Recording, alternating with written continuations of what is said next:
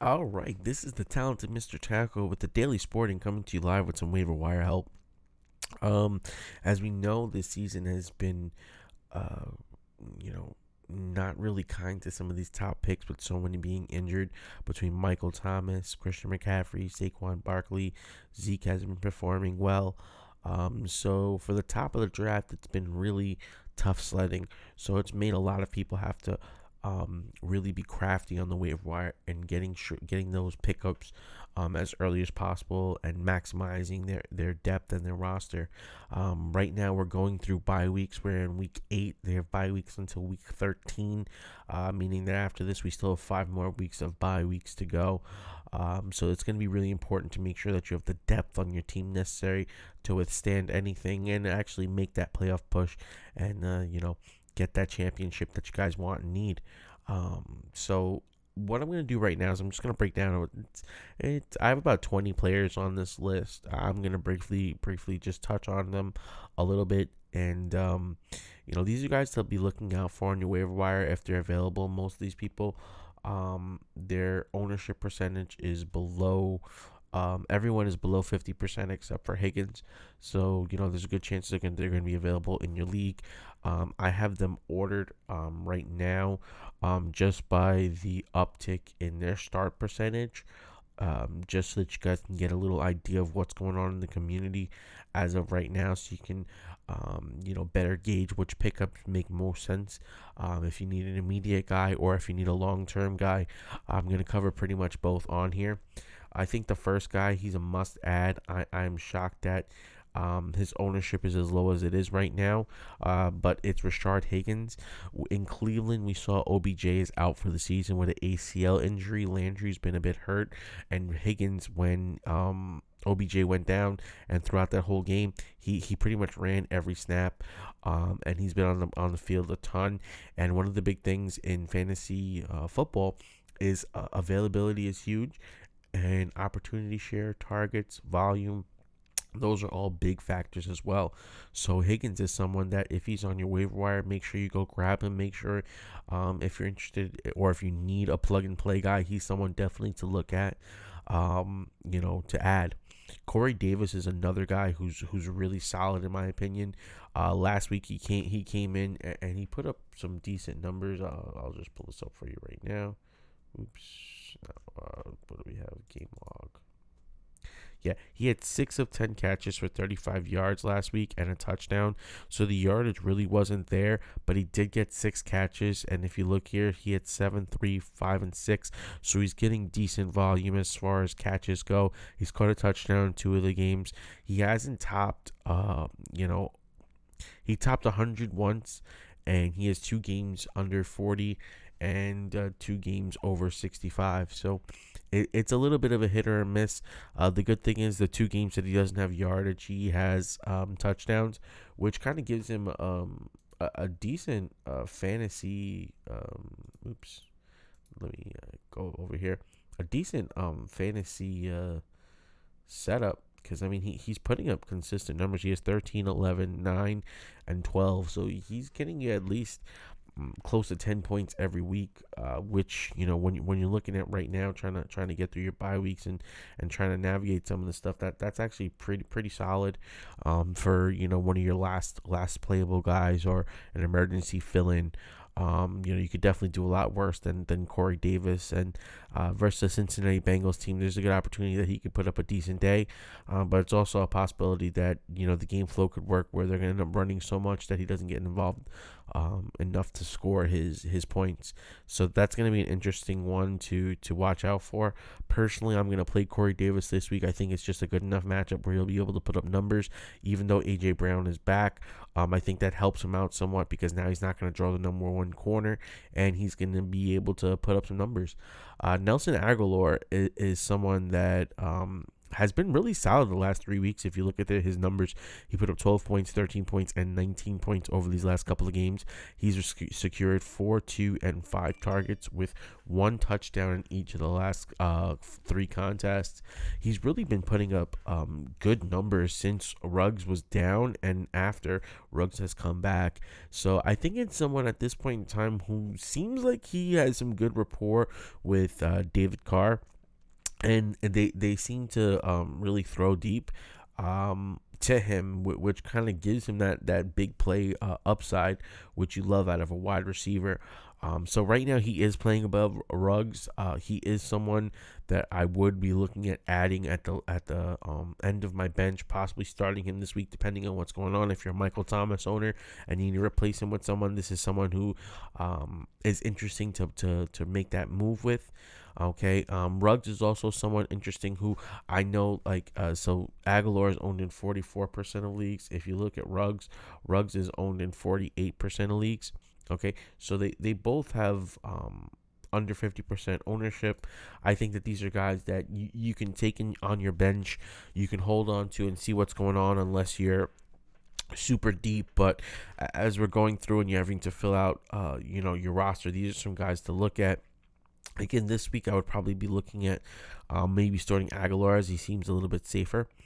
Okay, as far as safe goes, LaMichael Pirine seems like a very safe play this week, just for the near volume standpoint. The Jets are not going to be probably having Frank Gore this week, okay, and they're already thin at running back after they let go of Bell. So Pirine, I think, has an interesting upside this week. It is a game where they can pretty much be blown out, but it's a situation where he may be able to get some garbage time plays, some garbage time catches from Sam, just swinging it out through the backfield. So I think he's interesting. He scored 12 points last week versus Buffalo. He got his rushes in. He's not looked that bad, and he's going to get a significant volume in this game. And I think that's something he'd be a starter to me if I need him this week. If you're looking at a flex situation, you're dealing with buys, definitely someone that you can look at starting. Zach Moss is definitely making an imprint and starting to cut into Devin Singletary's workload a bit. And I think that's something that we need to watch going forward. Right now, Singletary does have the job, but Moss, for 1 week at least, did outplay him. And we're going to have to watch and see where that goes. Okay, another running back to be looking at is JaMycal Hasty, with the San Francisco backfield being a complete and total mess right now between all the injuries between Mostert and Jeff Wilson Jr. It's hard to tell who's going to end up becoming the lead back on that carousel. However, Tevin Coleman should be back this week, and there's a good possibility that if he is, he's going to become the lead, back for the San Francisco 49ers this week. We know Jared McKinnon is dealing with tired legs, and his performance has reflected him dealing with such ailments because his scoring has gone way down over the last 3 weeks. So JaMycal Hasty is probably in most cases going to be running as the number 2 back if Coleman is back, or the number 1 if Coleman isn't. If you look at his numbers, he put up some decent rushes. I don't really think that he was catching too many passes, as it doesn't show me that. Let's see here. Looked explosive, but again, it's going to be a bit dicey, especially if we're seeing a guy like Coleman play. We saw what they did with Jeff Wilson. Everyone didn't expect to see such a heavy Jeff Wilson game, and then boom, he got hurt. So, I mean, I guess that's a cautionary tale where you might not see the players or the running back get that much volume, but I think they'll still get a significant enough amount of volume that you're going to want to, play Coleman if he's available. If not, I would definitely be playing Hasty. If I have a situation where I see Coleman is available and I have Hasty on my bench, maybe I want to flex him in depending on who I have starting, in deeper leagues, 14-team leagues, or teams that are really ravaged by injury and you need desperate for running back. I can see him as being a long shot flyer. But if Coleman's playing, I'm not as up on him or as into starting Hasty. Right now he's a flex if Coleman doesn't play. If Coleman plays, I would probably bench him and just watch and see how everything progresses. Scotty Miller is one of those guys this week where if he's healthy, he's a starter. The situation in Tampa Bay is that Chris Godwin is going to be out. He had surgery on one of his fingers. Mike Evans is going to be playing the number one, and Tom Brady has shown some good rapport with Scotty Miller. So I definitely would have no problems at all firing up Scotty Miller this week versus the Giants, in a game where you expect him to have some decent volume, as there's still no Antonio Brown and there is no Chris Godwin. Okay, Sterling Shepard last week scored a touchdown and actually looked pretty decent for the Giants. Okay, having him back on the field should be a big plus for Daniel Jones. And I think that if he's on your waiver wire and he's only owned in 41% of leagues, meaning that there's about, almost 60% of leagues where he's available, he's definitely a guy that I would go and grab and get. For 1 week only, Kawan makes a lot of sense because you're dealing with three pass catchers over there with the Saints that are not going to be playing. The undrafted rookie who blew up last week, I forgot his name. I think Caldway, is hurt. He's not going to be able to play. And then you have your top two guys, Sanders, who tested positive for COVID, and Michael Thomas, who had a hamstring injury, who's still not ready to come back. So in that kind of a setup, Tre'Quan Smith is a really good play, especially this week when you need to get someone to fill in for Michael Thomas. He's a guy that's pretty interesting. He's owned in 22% of leagues, so more often than not, you're going to get a chance to get him. The Chicago matchup does scare me a little bit, but his sheer volume may give him enough of an upside to actually make him worthy of a play. I would say he's a flex option at best on teams that are dealing with bye weeks and dealing with injuries. I can see you taking a shot at him because you need a guy that could possibly go off. But he's going to be a bit volatile this week. But again, if you don't have many other choices, he's not a bad option.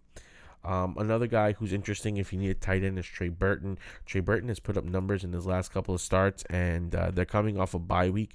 So I know a lot of people have forgotten it, but his last game he put up 4 catches for 58 yards and a touchdown, and then he also ran for a touchdown on a special play. But since he's come back from injury, he seemed to have gotten a decent number of targets. If you see 5, 6, and 5. He hasn't done the most with it, as he's only scored a touchdown in one of the games. But if you look at it, and you look at the position that is tight end, so many guys are not even getting that he may be a solid play this week, especially versus Detroit. If you look at some of his upcoming games, it's not that bad, and he's already gone through his Detroit has given up the third fewest points to a tight end, so he is a little bit of a Hail Mary play here.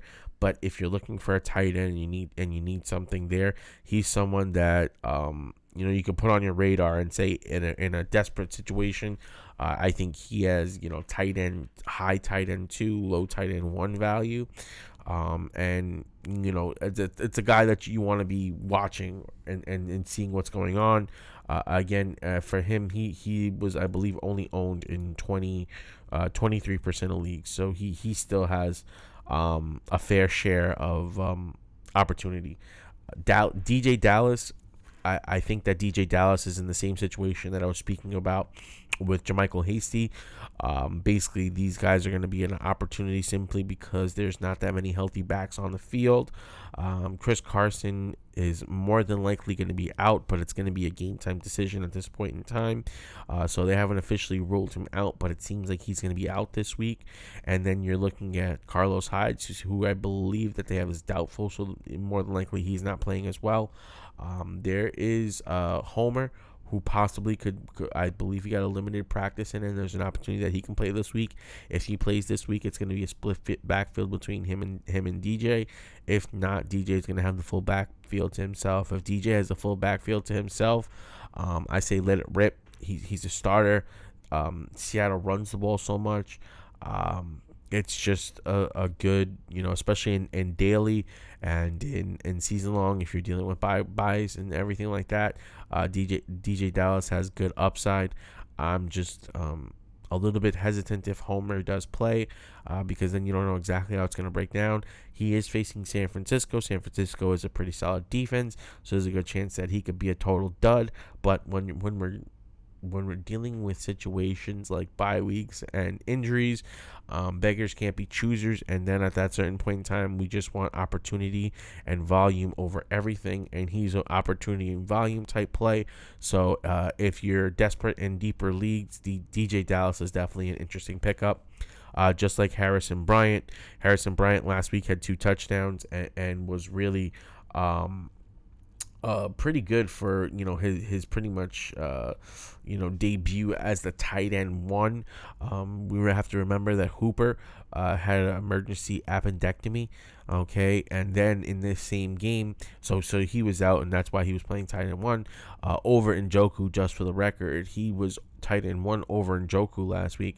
But then on top of that, we just have to factor in that OBJ is recently out, so it's going to give an opportunity for a guy like this in order to get some more targets and actually get more points and more opportunity. So again, he's someone that's owned in 7% of leagues. Tight end is a wasteland. Tight end is a tough position, and if you're looking, if you have a guy like Blake Jarwin, this is definitely a guy to be interested in looking at and possibly playing and possibly helping you out going forward. Hooper should be back relatively soon, and I know that Hooper's owned in less than 60% of leagues.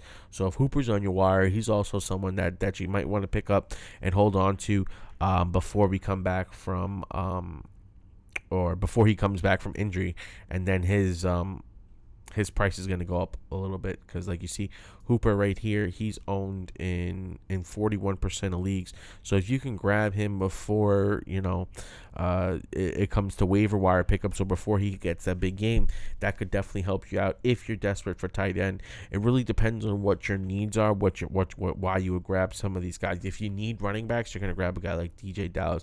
If you have one tight end and you don't have a backup and everything else looks kind of wishy-washy and you have a free roster spot, then I would add a guy like Harrison Bryant because he makes sense to your roster. Another guy just like that is going to be Sammy Watkins. He's out this week. Okay, he doesn't have a game, well, his team has a game, but he doesn't have an opportunity to put up any numbers. But he's the guy that I'm grabbing. Why? Because I look at him and going down the road, he gets a good amount of shares in a top flight offense. Yes, he's a little volatile, but you don't know what might happen. For all we know, Tyreek Hill could get injured before he comes back, and then he comes back to a huge target share. So to me, a guy like Sammy Watkins, who I know is owned in like 44% of leagues, and I see him on the waiver wire, he's someone that I definitely want to grab. I'll stash him on my bench and I'll see what's going on. He held up pretty good. He gets his touchdowns. He gets some yards. He gets a good amount of catches. So, I mean, just for me, with being on that great Chiefs offense and then seeing what their schedule looks like going down into the playoff weeks, he's a guy that I definitely don't mind stashing on my bench. Wayne Gallman, he's owned in like, I want to say like under 10% of leagues, but there's a good chance that Freeman is going to be out this week for the Giants, and he played halfway decent last week. He only ran for 3.4 yards per carry, but he did get the touchdown, which at the end of the day is what we fantasy players are looking for. We want to get the points. So getting a guy like this on your team, I think is not that bad at 9% ownage, especially at running back. I think that's a little bit low. He's someone that I would be looking at adding to my team if I can, just to hold off like some of the bottom plays, or if I need to start a desperate running back, or I'm looking for a Hail Mary because he has that possibility of running in for a touchdown. He's someone that's still interesting. These couple of guys down here, we got 2 rookies, Denzel Mims and Jalen Reagor. Both have been injured for most of the season, and both have come back now. So Mims, this is going to be his second game. Jalen Reagor, he's going to be making his first game back from the injured list. Okay, Denzel Mims, though, has the upside here because Rashard Perryman is out, and you're looking at a situation where Jamison Crowder is out. So Denzel Mims is going to be the number 1 pass catcher for the Jets this week versus KC, which is the game they should be down early, which is going to lend him to getting a good amount of game flow volume, going to be getting a decent amount of passes. Now, he may draw the top pass coverage guys, so that's going to reduce maybe some of his quality of targets, but at the same point in time, his volume of targets should be there regardless, just because there's no one on the offense. So Denzel Mims, if you're looking for a Hail Mary play, he's definitely not that bad. He's someone that long term, I'm interested to see how it works out for the rest of the season. So if I can add him and just take a look and watch over the next couple of weeks, he's definitely someone that I'm watching. Same thing with Rieger. I'm adding him where I can because I do think that he's going to eventually really build a nice rapport with Carson Wentz, and with his speed and Wentz's arm, it offers really good upside. We know that Philadelphia right now has been a wasteland as far as injuries have been concerned. So many players have been hurt and been gone that a guy like Rieger makes a lot of sense. Tevin Coleman, we talked about him before. He's owned in what 42% of leagues, so he's plus 19%. But get him as soon as possible. He's a guy that should be back this week, and if not, he's going to be back next week, and he'll take over the lead back role. So he's definitely someone that you want to add. Dallas Goddard, that's another guy. He's owned in 49% of leagues, but he should be back relatively soon. And with Zach Ertz being down, and again with the situations in Philly, I like adding Dallas Goddard now and waiting for him to come back, especially if you have space to stash.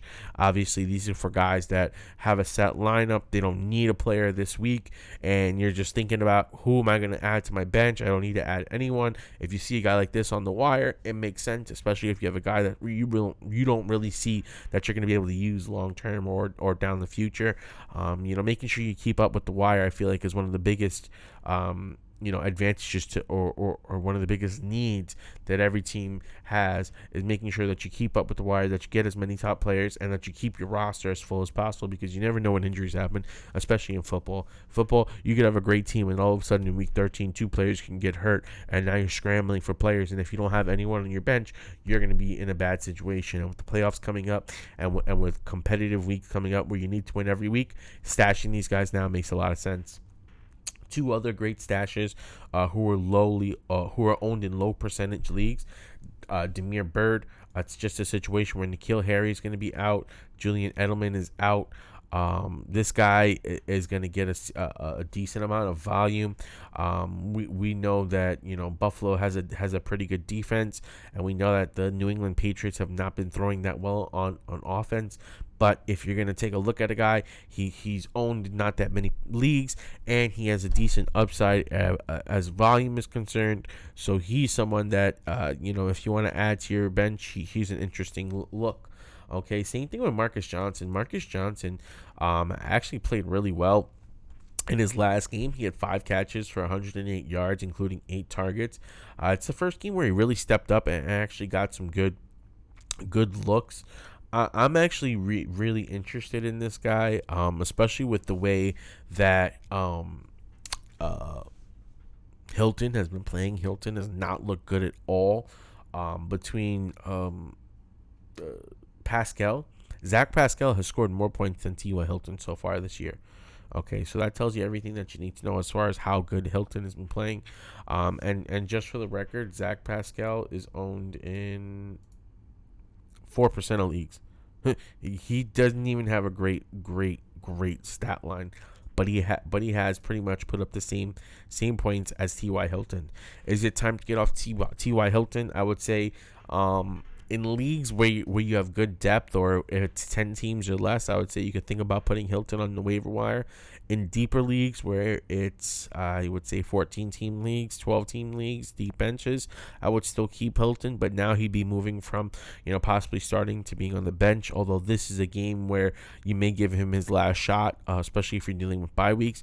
I think Marcus Johnson has an opportunity to actually be the number one wire over there, just based off what we're looking at and that rapport, that deep play capability, but we have to see how this shakes out. So again, Marcus Johnson is someone that I'm watching. I'm not necessarily saying that he's going to be a lock for the rest of the season, but he's a guy to watch right now, and especially with 1% owned, there's an opportunity here. So you don't have to necessarily grab him, but definitely watch. All right, guys, and I want to thank you guys for watching this video. My name is Taco. Like I said, I'm from the Daily Sporting. We cover fantasy news and information and strategies to help you guys win your leagues. I know that the fantasy football playoffs are coming up soon. We're looking at roughly about 6 weeks, including this week, until we get there. So, let's get it, guys. I'm going to try to do more videos during the week to kind of go over these different guys, maybe go more in depth and give some more focused time to each guy and do their own thing, or each position. I haven't really worked that out yet, but if you have any suggestions on how we should do it, leave us a comment below so we can figure it out. Don't forget to give us a follow so you can make sure that you get up to date with all of our latest content, all of us latest information. We do most of our posting on Instagram. Okay, in regards to these things, like certain matchups, good matchup, bad matchup, we usually do Tuesday and Thursday. I usually do some sort of waiver wire coverage, but I'm going to try to bring more of this stuff to YouTube as well, and to make sure that we get you guys the information you guys need to win your leagues. So I want to thank everyone for your time. Have a wonderful day, night, wherever you are. But good luck week 8, and I look forward to seeing you guys next time.